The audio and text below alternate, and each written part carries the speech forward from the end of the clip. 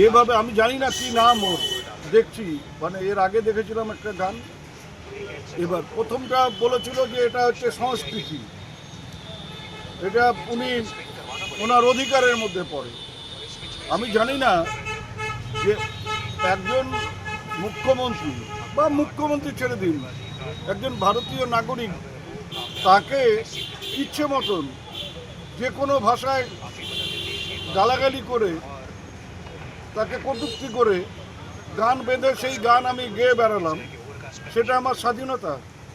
তা এই যদি স্বাধীনতা হয় তাহলে এমনও তো হতে পারে যে অনেক যুবক মনে করতে পারেন যে এই গায়ককে ওই গান শোনার পরে ল্যাম্পপোস্টের সাথে বেঁধে পেটানো সেটাও সেই যুবকদের স্বাধীনতা, সেটাও তারা মনে করতে পারেন। সবই স্বাধীনতা হয়ে গেল।